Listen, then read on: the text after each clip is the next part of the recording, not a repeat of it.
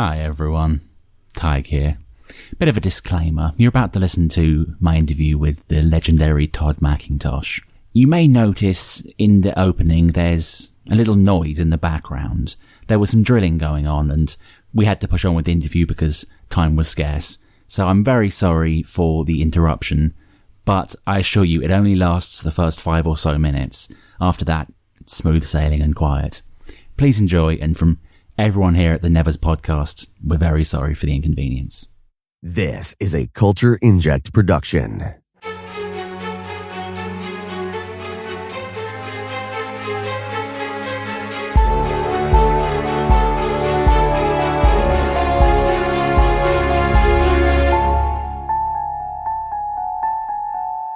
Oh, you lucky people, do we have a treat for you. Today I'm joined by a very special guest. You may know him from his work on seasons 1 to 6 of Buffy the Vampire Slayer, the 2005 masterpiece Memoirs of a Geisha, or the TV series Pushing Daisies, Torchwood, and most recently Legion, where he served as the makeup department head. But we know him as our amazing first guest. Sisters, brothers and others, put your hands together for Todd McIntosh. I just want to say thank you so much for being here. It's a great honour to have you on the podcast. How are you feeling today? Great. I mean, after all of this time, it's a great honour to be remembered and being asked to be on this podcast. Because we've always said one of the things about Joss's work is that it is timeless. It will be as relevant now as it was when it was first released. And one of the reasons that is true is because his use of practical effects and makeup makes his work timeless, and that means your work as well is truly timeless. So I wouldn't be surprised if you are getting calls from people for many years to come. Well, thank you so much. I do want to say up front that you all have to know it's a combined effort for doing prosthetics like that. The prosthetic house, John Bullich's Optic Nerve, constructed the prosthetics. I applied them and put them on. So we were a team. Indeed. It takes many people to make a great TV show. Yes. You're a 2 times Emmy winner, once for Buffy and once for Pushing Daisies. Yes, I have 2 wins and 14 nominations. Let's say it's a great honour just to be nominated, but you've won twice, which is incredible when you consider that you're entirely self-taught, if I'm not incorrect. No, that's true. That's amazing. How did you kind of first learn the skill, and where did you watch? I don't imagine you didn't watch YouTube videos. Did you read from a book? When I was about 6 years old, there was a TV show called Dark Shadows. It was a soap opera on in the day, and my stepmother used to watch it, so I ended up watching it. And it had all kinds of vampires and werewolves and witches, etc. And I started to want to transform myself into those.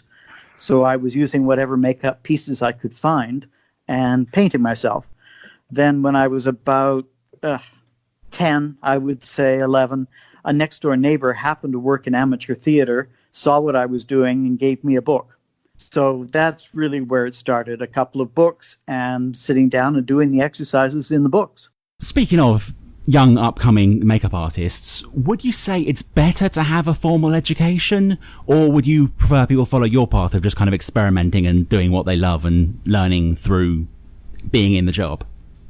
I think actually the answer to that has changed radically over the years. When I was coming into the business, the studio system had just been abolished, and all of those people were thoroughly trained, but by the studio bosses. They had 3 years paid apprenticeship to learn their craft. We learned, my generation, from them, sort of watching, seeing their work, and if we got lucky enough, meeting them and working with them. But I don't know that that system holds together anymore today. We are in a completely different era, different avenues of approach to the career, and I think that a school is probably the best place to start now. So you say you first kind of cracked into the business doing makeup for amateur dramatics. What was your first paid television role, kind of the first on-screen makeup work you did? Well, when I was about 17, I was trying to put together a portfolio to prove to myself and others that I could actually do this as a career. And I asked a TV studio in Vancouver, Canada, if I could borrow a wig. And they said, we have a job opening. Would you like to come and show us your stuff? So I went and I did do a little bit of makeup. But what shocked me was that they wanted beauty. And I really didn't have a lot of training in beauty, although I knew the basics. And I actually got the job. And from that point on, I became a beauty makeup artist rather than a prosthetics makeup artist. Ah, it's quite a route you took. So would you say you were more, I know you started off in the monsters, but would you say that you were more inclined in the beauty or the monster work now that you've kind of had a career in the industry? You know, the one thing that I really prefer is not to divide the two types of makeup. They are really the same set of techniques. You paint. You have to understand how to paint and draw, and you have to understand a little bit of technical. But between the two, they support each other. The more beauty makeup you do, the more you understand how to age the skin because you're correcting it all the time. The more monster and prosthetic stuff you do, the more you understand what doesn't look beautiful and how to apply the opposite to a beauty makeup. They're similar and supportive skills. One of the things about Buffy that I loved so much was the fact that I had a beauty station and a prosthetic station, and I would flip back and forth between them during the day, doing all kinds of makeup, which is a little unusual because, as you note, most makeup artists separate the two or they specialize. And some shows, or most shows nowadays, have a beauty trailer as well as a prosthetics trailer, and the two don't mix. I like to jump back and forth. You mentioned Buffy, and it's kind of hard to avoid it. It's such a iconic show, and people have done so well off it. Are you kind of happy with that being the first thing that people think of when they think of you, or are there other sort of roles and creations you've made that you think deserve more of a spotlight? You know, it's an awkward question because we as freelance employees are not really in control of what jobs we get. So sure, there were things that I expected my career to do that it didn't end up doing. But if I have to look back and say, okay, what was the best or brightest thing of my career, to have both Pushing Daisies and Buffy is an honorable thing. And I'm thrilled that they are part of my legacy. Very, very good answer. I know Pushing Daisies still to this day has a huge fan following, and a lot of people really wish it had been given more of a chance to shine, myself included. It was a very special show, and I can't imagine being part of that crew. It must have been a great set to work on. You know, it was truly delightful. If I could have done that for the rest of my career, I would have stuck with that show. You know, I loved every aspect of it. And it's interesting that we're talking about the differences between the beauty and the prosthetics. For example, the first Emmy for Buffy was based on prosthetics. That's what it was won for. Whereas the Emmy I won for Pushing Daisies was for beauty. So even those two things have balanced what I do. But on a show like Buffy, we had John Vulich making the prosthetics and delivering them to me. On a show like Pushing Daisies, I designed all of those prosthetics. And it was, I think, the first and only show in my career where I've actually had the designer credit as well as the application credit. Would you like to be more on the design part of things? Because we have a question now from Berger, one of our followers and fan of the podcast. He says, how much creative freedom did you have in your various designs? For example, if you'd wanted the gentleman to look like John Waters, could you do that? Or would it have come from Joss? Did Joss have the final say on all your work, or were you allowed to freeform a bit with the makeup and designs? It's going to be a yin-yang again. There's a little bit of both. Everything comes from the writer, obviously from the writers and producers. So Joss would say what he wanted in the script. That would go to John Vulich at Optic Nerve, and he would have his people draw up various designs for what that would actually look like once sculpted and applied to a person. And then I would be involved in that. We'd back and forth different ideas, talk about lenses, talk about teeth. John would tell me what to expect with the piece. And then it was being built while we're filming other things. The day that it worked, it would arrive on my doorstep at 3 a.m. I'd pick it up, drive to work, look at it for the first time the morning I'm going to put it on. Oh, wow. It would be more or less up to me how it was painted based on what discussions I'd had with Joss. So there's a bit of freedom, but there's definitely bracketing. I tell students in makeup schools when I'm teaching that that is the time where they can do anything that they want to do. It's when you get out in the field, you have to learn to interpret within the borders that you're given. That links in quite well with our next question, which is, can you recall your most challenging project to date in terms of the makeup you had to apply? You say that these masks would appear on your doorstep at 3 a.m. and you then have to, like the first time you saw them was when you were putting them on. Were there any times you opened the box and thought, what am I dealing with here? Well, yes, of course. You have to understand that television works very fast, and they may cast an actor on Friday and he works Monday.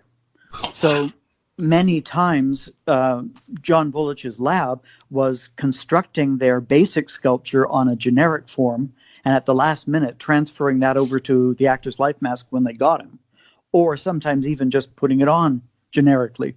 So in that process of the rapid delivery and creation of prosthetics, which is every show, by the way, from Star Trek through to Legion, wherever it is, they're all pushing the time limits. Sometimes those pieces don't fit, or there are little structural things that a makeup test would have changed, but we don't have time for a test, so you have to deal with it at the moment. I'm trying to think of a few while I'm talking. I know there was a specific couple of demons that had horns, and they came with a fiberglass underpiece with mounting for the horns. And we got that all together, but the hair department had no way to adhere the wigs they had gotten. So we had to take it all apart and string wires back and forth around the head so that they had something they could pin the wig to that would stay during the stunts. That kind of creative thinking, I think, is one of the most important things that a department head has to have. It's not just you sit there and put the makeup on, you problem solve. And especially in TV, that's a huge skill. And really, experience is the only thing that gives you that skill. There was another character on the show, the Frankenstein character. I'm sorry, Adam, I think. I can't remember all of those details. My memory's a little faded. A lot of that particular makeup was very fastly prepared. And I remember between scripts, suddenly the back of his head had to open up. And they rigged something, but when we got it, there was no instruction on how to mount it to his hair. So we actually had to sew in lace pieces into his hair and then put Velcro on them and Velcro on the other side, and the whole thing was just hanging off his hair. That is quite a story. Because I've got to say, I recently rewatched all of Buffy, and even now, even back when I was sort of first watching it at sort of 15, 16, and even now, the Adam set was one of the more impressive pieces in the show. And I remember thinking, like, I don't understand how a group of people can make this guy look like that without requiring so much CG. Like, to do it all practically, it's an absolute masterpiece. Yeah, well, I have to give it to Optic Nerve. I mean, they were top of the line, wonderful, wonderful people. And watching them create these characters was a thrill. But then putting them on could also be a bit of a challenge. Like the Adam character, that entire body had to be put on, zipped up. And then everywhere where there were joins, we had to put blenders and try and blend the paint job into the body. So the first time we did him, it took 8 hours. When we finally got it down, it took 6 hours. So and he had to stand for at least a good half of that. It was one of the technically more annoying, not terribly difficult. The work wasn't that hard. It was just long, tedious work for both the actor and for us. Is a typical day on the set of a TV series wildly different to that of a film set? And is there actually such a thing as a typical day on set for a makeup artist? Good question. I would say that initially, when television first started to be something, and it was building up, and people were accepting TV sets into their homes, there was a radical difference between filmmaking and TV making. You had to have different products that worked with the video cameras and the lighting that was required. So there was a divide between TV makeup artists and film makeup artists. And there was a bit of a rivalry between the two. As we have moved into a realm where everything is digital, film is digital, TV is digital, the lighting has completely changed, so all the products are basically the same for both, that divide has gone away. What you get when you do a film is a script in advance and a prep time that allows you to build everything. What you don't have in TV is much advance notice. You get a script while you're shooting one and you're prepping the other, and you have maybe 7 days to 10 days to come up with all the things that are needed. So the time is tighter, but the skill difference between the two mediums now for a makeup artist is virtually the same. There was a time when we were calling Buffy the Weekend Slayer because we were doing so long hours. And because at that time the union gave us a longer turnaround from Friday night to Monday morning, they would work us all the way into sunrise Saturday. So your Saturday was gone. Yeesh. Yeah, those were fun but tough days. I mean, my average day on that show was about 14 hours. Nowadays, 14 is it could still be the same. I would say 14 is an average makeup artist day. They try to limit the crew to about 12 hours. And if you're there an hour to 2 hours in advance to get everybody ready for the first shot, then you end up being 14. Long day, but it's got to be quite satisfying seeing your work kind of on screen once it's all said and done. You're like, I did that. That was impressive. If you are the kind of artist that can allow yourself that, yes. I think that most of the people I know, and certainly myself, I'm always first looking at the thing that didn't go right. And that's the thing that bothers me all day. And other people may look at it and say, oh, that's great, but I know where the flaws are. So that's the curse of all great artists and artisans.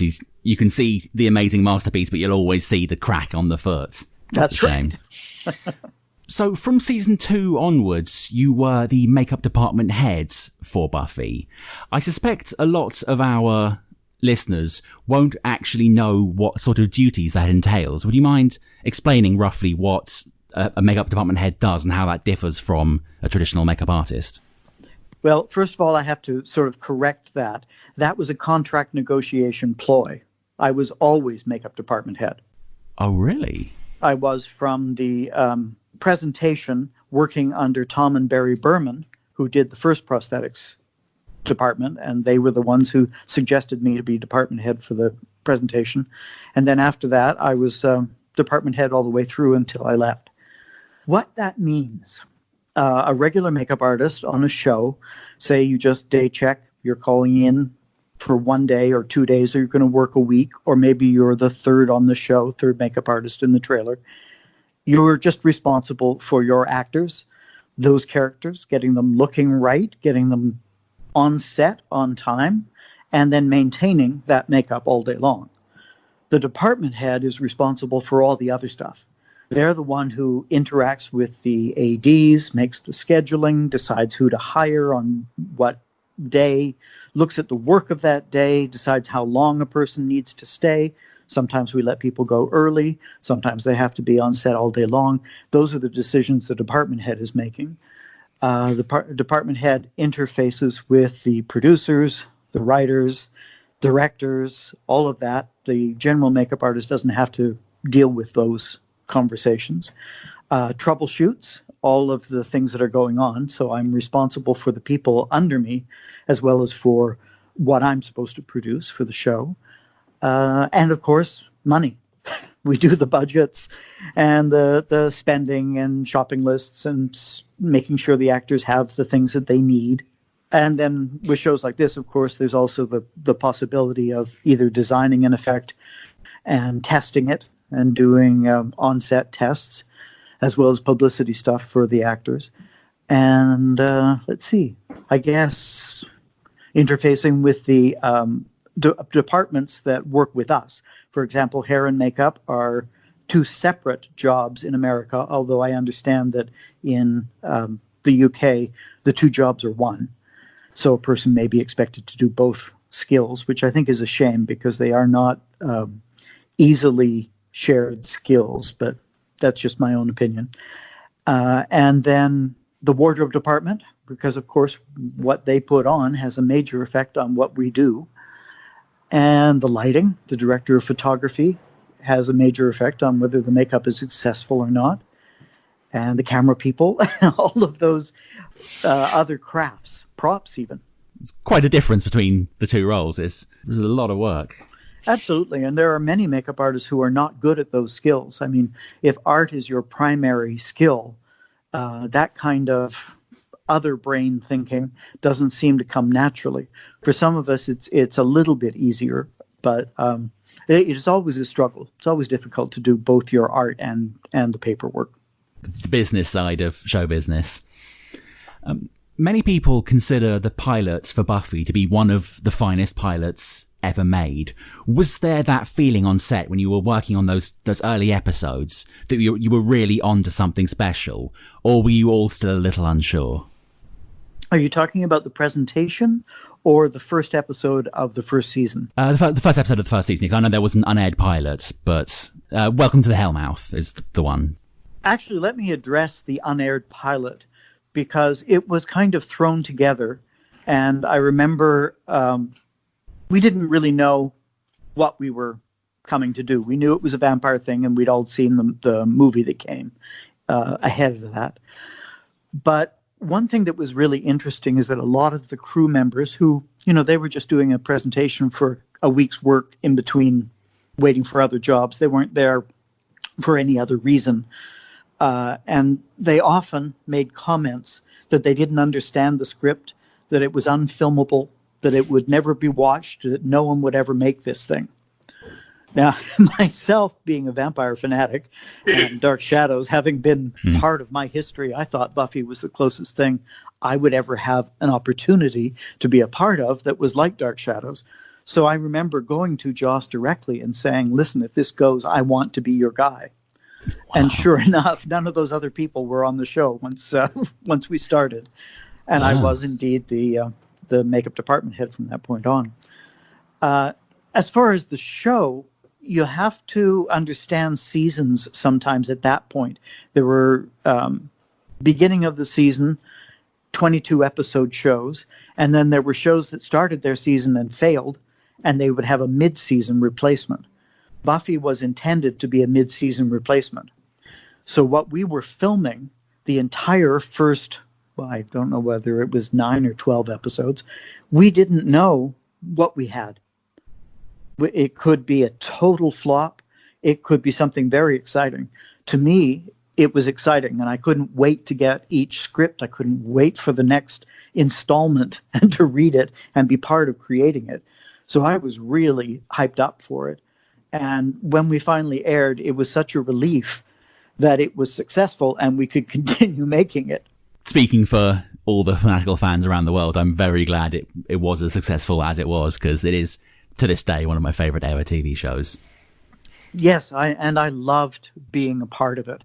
At that time, there was a whole bunch of new technology happening. For example, the first fan sites on the computer were happening. And I just couldn't believe that all of a sudden I was able to go on a computer, log in with a special code, and actually talk to fans. This is something that if I had had the opportunity to do when I saw Dark Shadows as a child, would have changed my life. It was a very exciting time. And working on the show and interacting with the fans has always been a great part of my life. I think Buffy did kind of get in just on that crest where the internet was starting to take off, and there was a huge swell from fans on kind of message boards and everything. It definitely was the right show at the right time. Yes, absolutely. Speaking of the fans, a fan favourite character and one of the best arcs in the Whedonverse was Willow. From kind of mousy geek to Queen of the Wicker, she had quite a journey, particularly Dark Willow from season 6, driven mad by grief at the loss of her true love Tara. She goes a bit Sith on everyone. Now, during that journey, her appearance changes quite drastically. It looks like it was quite a simple sort of change to make, but it also looks like the kind of change that looks simple but was actually quite complex. Were there any particular challenges with kind of the white veiny look and the dark eyes? Or was it a relatively simple transformation? During the long span, we were talking 6 years, there were a lot of changes in any crew and in any show. So what happened in the beginning was that I was doing Sarah's makeup, and my second on the show was doing Allison's makeup. And then at one point, the monsters grew to be so all-consuming, because it kept getting bigger and bigger and bigger, that Sarah felt that she needed someone who was just there for her and didn't have any other distractions. So we got a makeup artist for her, which meant Allison moved into my chair. So for a couple of seasons, I did Allison's makeup. And then at that point, we made yet another change. I don't remember why. And one of my other makeup artists took over her character. So I'm not sure exactly what you're seeing or reading. You may be seeing just a transition from one artist to another artist in her looks in those years.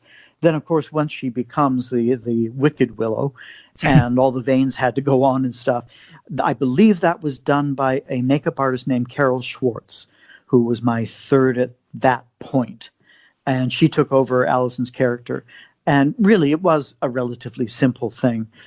Personally, I thought the veins looked a little like lightning bolts, but I leave those things to my people. I hire people I trust their skills, and I don't ever interfere on the relationship they are making with their actor, especially when there's a makeup like that, a character makeup that carries on. It's really more about the actor's comfort than my comfort. And so that's probably the development of that makeup there. Speaking of the world of kind of classic cinema, are there any iconic looks from film or television that you wish you could have had a hand in kind of creating and applying? Things like Freddy Krueger's pizza face from Nightmare on Elm Street, 1986's horror masterpiece The Fly, The Elephant Man. Were there any of those roles that you really wish you could have had a hand in applying?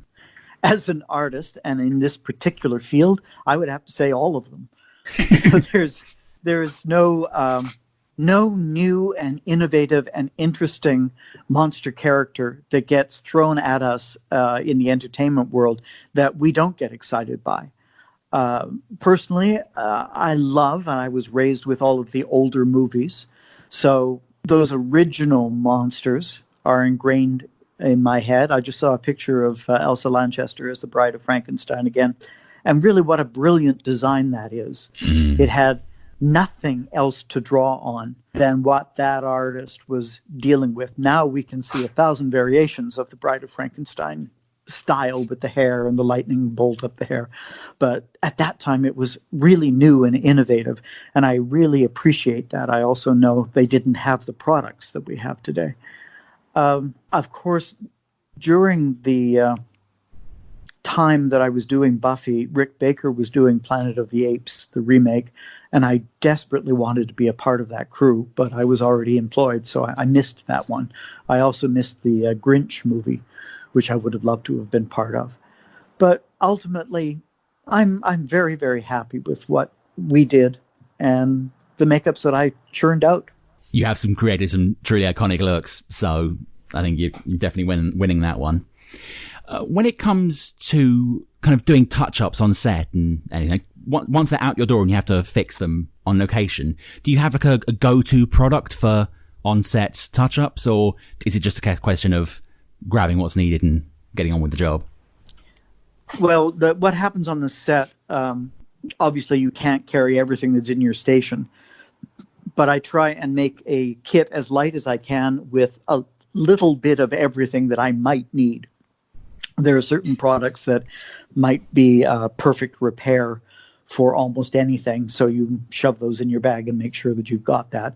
Adhesives that are kind of instant, rather than ones you have to blow dry and take a little bit longer with. Quick stuff like there's a 2-part silicone makeup called Third Degree that sort of starts as a gel and sets up. you can make quick bullet wounds with that, or you can fill in an edge or a tear or something. But now that I'm thinking about it and giving you that answer, those products didn't exist when I was doing Buffy. They're all new. So at the time of Buffy, we didn't even have the alcohol-soluble pigment palettes that we have now. So you'll notice in one of the very early episodes, there's a fight where Darla is involved, and she's white up to her neck, but her neck is pink, and her hands are pink. And as a matter of fact, someone told me we lost the Emmy that first season because of that makeup. But we were in a tin shelter that they were calling a studio in the summer in LA. The temperatures were over 100, and she had makeup on that just kept melting off. I couldn't keep it on her. So nowadays we have alcohol-soluble pigments and pigments that are made with adhesives in them that would stay on during a nuclear attack. So at that point, what's in your kit, what you take to the set, and the techniques you use have changed over the years. Seems a little unfair to take the image for that one thing, but I mean, speaking as someone who's watched that episode a million times, I've honestly never noticed. You didn't, but the board of makeup artists that are on the panel did. I suppose that's their job. That's their job to look for, and mine too. And technically I should have perhaps been on it for that shot and missed it, or wasn't watching. You never know. Things do slip by. Indeed. Let's lighten up a little. What would you say has been your proudest moment so far as a makeup artist? Proudest moment. Gee, again, that's a very difficult thing to say. I had a moment with Joss that I always remember, and I'm always immensely grateful for. It was very late at night. I would say it was probably 2 or 3 in the morning, and everybody was on set. I was in the trailer working, and I was walking from the trailer to the production office, and Joss was walking towards me from the production office to the set. And just after we had passed each other, he turned around and called to me and said, "Todd, I just want you to know you're the only department I never have to worry about." That little moment made me so happy and so proud, and just is the epitome of what I want a makeup department to be. It is something that functions well, and nobody has to hear about us. Nobody has to watchdog us. It just gets done. I can't really, I could say standing there getting the Emmy was a proud moment, and it was. And watching a makeup that you've done on set go on camera and look exactly right, that's a proud moment. But as a person, that interaction with Joss was one of my proudest moments. You were the makeup department head for the last 2 seasons of Legion. How closely did you work with Howard Berger, the special effects makeup supervisor? And what were the challenges like presented on that show as comparison to the other shows you worked on? It's quite a surreal show. Did that present any new challenges, or was the makeup still kind of the same as on any other show? It definitely had its challenges, for sure. First of all, I want to talk about Howard. Howard Berger and I had really never met. All these years I've been working in this city, we knew of each other, but we hadn't really met. And then one day I got a call because he was doing the Orville, and he asked if I was available. So I came onto the show and was doing Creatures and met him for the first time, and really liked the man personally, as well as his aesthetic and his true love of the industry and makeup artists in general. He got a call to do Legion and told them, "Todd McIntosh is the guy you want." I got the job because of Howard. We worked together beautifully. We respect each other, and it was just a joy. I have no problem with Howard whatsoever, and I have continued to work with him ever since. We did Space Jam. I was just one of the background people. I wasn't a regular person on the show, but he employed me regularly. And then back to Orville, and then on to Them Covenant, which is just wrapped up. It's been a wonderful working situation. As far as the makeup on Legion, the challenges were that the hyper technical camera and lighting of the show didn't really communicate terribly well with me. So it was always a walk on set and suddenly realize, oh, they're doing that. I didn't realize that's what it was going to be, and then doing last minute adjustments, as it were. The only episode on Legion 2 that really was a major one for me was the Parallel Universes one, where he was different ages and different looks and had to cross himself in all of these looks and interact with himself. And that was a technical challenge, for sure. I can imagine. I'm going to say, speaking personally as a viewer, Legion aesthetically was one of the best shows I've ever seen. And actually that episode you just mentioned with the alternate reality versions of him was my favorite episode by far in that series. So thank you so much for making that work, because it looked phenomenal. Yeah, and that also had it had real challenges, especially in the lighting, again, and the camera work, where we would walk on set and they've got a green light over his head showing up the really huge sculpture under the bags under the eyes, and they're saying, can you take those down? No, it's part of the sculpture.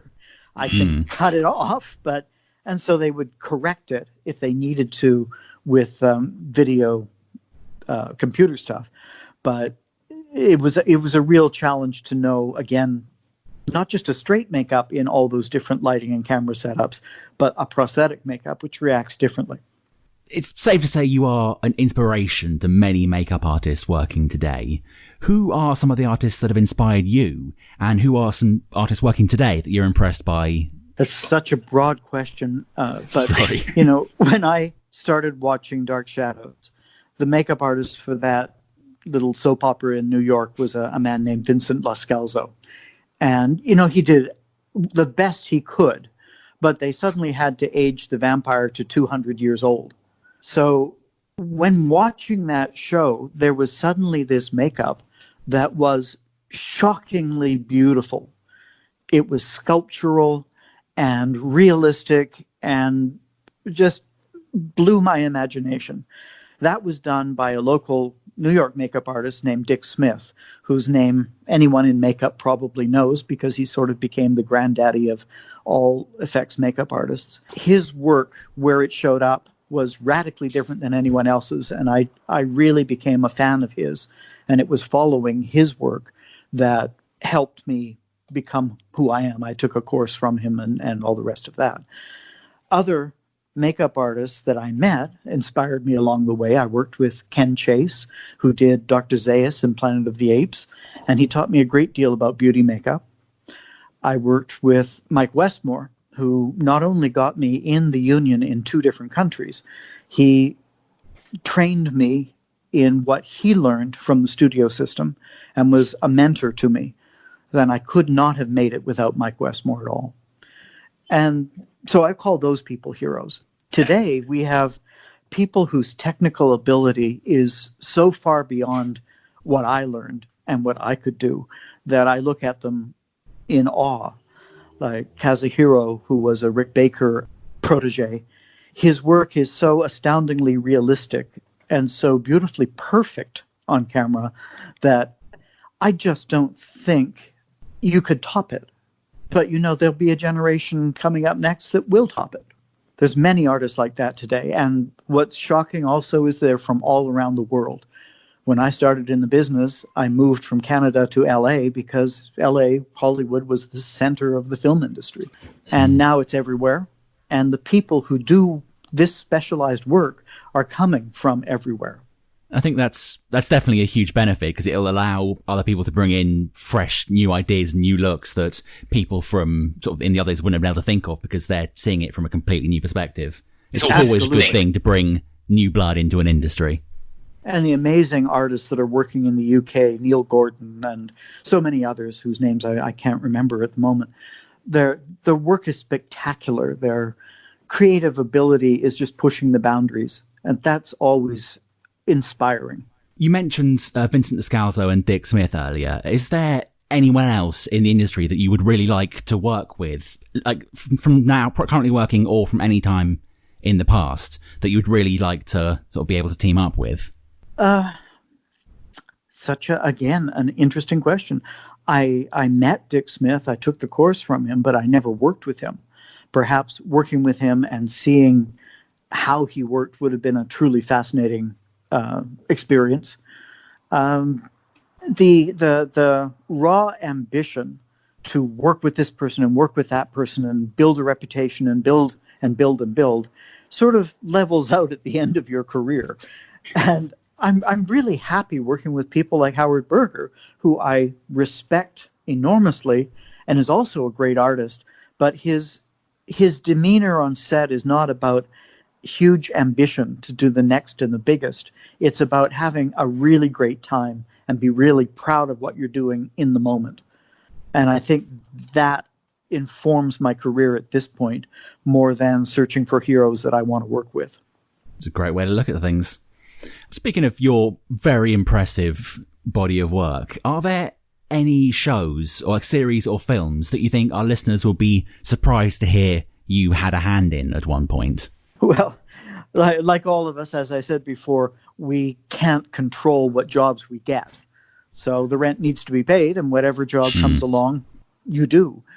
So there's a lot of makeup artists out there who are working, and their names don't necessarily appear on the credits, but they work all the time. I don't really know. I mean, I've worked on Jane the Virgin for about 3 seasons. My name isn't on the credit, but I was there regularly. You know, many other shows like that I had a hand in. Orville, again, 2 seasons I worked on that, but I don't have a credit in it. Even Star Trek Enterprise I worked on, and it was really enjoyable, but I don't necessarily have a credit for that either. So those are not necessarily on my resume. There's an interesting story.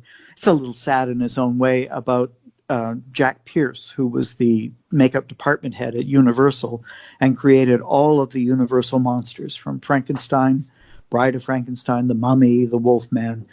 He's the guy who created all of those initial designs. But his last show was Mr. Ed. So you never know where people are going to go and what they're going to end up doing. Make the most of every job that comes your way, I guess.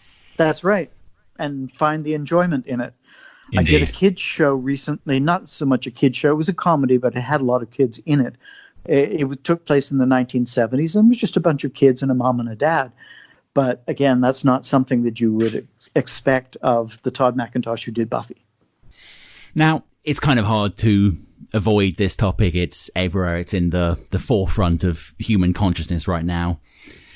As the world is grinding to a juddering halt thanks to the COVID-19 pandemic, most, if not all, film and TV shows currently in production have shut down in an attempt to combat the seemingly unchecked spread of this disease. Has this impacted you personally? Are there any jobs that you were working on that have been either shut down or postponed until things clear up? Absolutely. Everything. My income went from living paycheck to paycheck and doing okay to zero. I have no income, and I have no prospects of income as of right now. The film industry is almost entirely freelance at this time, which means that all of us who just go from job to job, or even those of us who are on a regular show, once the show shuts down or the season is done, we're simply unemployed. We have no protections. Of course, we do have the union, and the union is working very, very hard to make sure its members are covered for their medical and whatever things that they can do, they are doing. But out of all of the people out there, we don't have any sick leave. We don't have any prospects, and our entire job has to do with being in close contact with other people. So I'm not sure when, under what conditions, the film industry will start up again. And that's very, very scary. I know Beijing, just before they shut down, their hair and makeup people had to wear masks and gloves. And I can see that certainly for the first part of starting up again, if and when it does, will probably be part of our job. I think that's probably quite possible. I mean, this almost seems like a silly question, but do you think there's going to be a long-lasting effect on the film and television industries because of this? Do you think we're going to lose good people, not just like to destitution, not to COVID-19? It's difficult to imagine what's going to happen. Everyone's job on a film set is about being in contact with other people. You can't really film without actors and without actors looking right on set. So there's costumes and props and lighting and all of that. That 80 member to 130 member crew sort of has to be there and working in close contact. So unless there's some sort of vaccine or treatment for the disease, I'm really not sure what will happen. Will we lose good members? That depends on how long it goes. I mean, with zero income, and if there are no packages provided to keep us going until it's done, I think that we may end up seeing a lot of very good, talented people turn to other careers if they can find them, where they can work from home or generate income of some kind, and who knows if they'll go back to the film industry. I do think that we will see a little bit more stress on the sanitization and hygiene part of our world. For example, just before we were shut down, I was working on both Orville and Them, Covenant, going back and forth between the two shows. And the craft service people, who usually put out an array of food and little packaged things and drinks for the crew for the long day, suddenly were not allowed to let anybody touch anything and had to wear gloves and masks and had to pick each item and hand it to you. I can see that kind of thing increasing and continuing. Because my heart goes out to everyone that's across all industries that's been affected by the ongoing pandemic. And I really do hope it starts to get better quite soon, because we really aren't coping very well with it. You know, when I made the decision to stay as a makeup artist, because that's where I started and I loved it, one thing that I always thought is that the entertainment industry is always going to continue, because even in times of trouble and downturn, people turn to movies and fantasy entertainment as a way of getting through it, getting through that rougher time. It never occurred to me that a virus would shut our industry down even more strictly than other industries. So it's quite a challenge. If there was ever a time people needed distraction and sort of entertainment, it's now. Well, they can watch old Buffy Returns. That's exactly what I've been doing. And I'm enjoying every second of it. Where can we find you if we want to search you out, possibly on the social medias, not in real life, don't worry? Where can our listeners track you down? Well, I've always been relatively public, so it's pretty easy to find me. I have a website. It has an email address, so people can always email me through my website, macintoshmakeup.com. Thank you so much for coming along. And is there anything you want to share with our listeners before they go? Any kind of upcoming projects to look out for, or just pearls of wisdom from an industry legend? I don't know what to say, except I would love to thank all of the fans who keep my name and reputation going out there. That's how we're remembered. That's how you know you've left a lasting impression on the world when it's time for you to leave it, that people are still talking about you and remembering your name. So I have to say thank you to all of you. We thank you. We're very welcome. We thank you very much for the work. You've done some amazing things that have impacted my life, and I know the life of all our listeners. So from all the fans, thank you in return. And if we can have you back in the future, I would absolutely love that. Certainly. If you want to talk again, I'm always available. I've been Tig. This has been industry legend Tom McIntosh. And that has been the Nevers Podcast.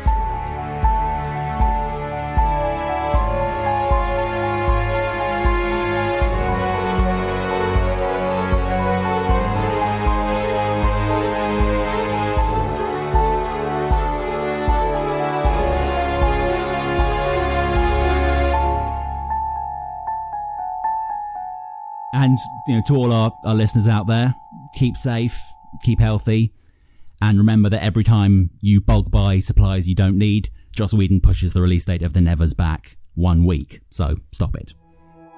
This episode of the Nevers Podcast was written, researched, produced, and edited by Matthew Yamanashi.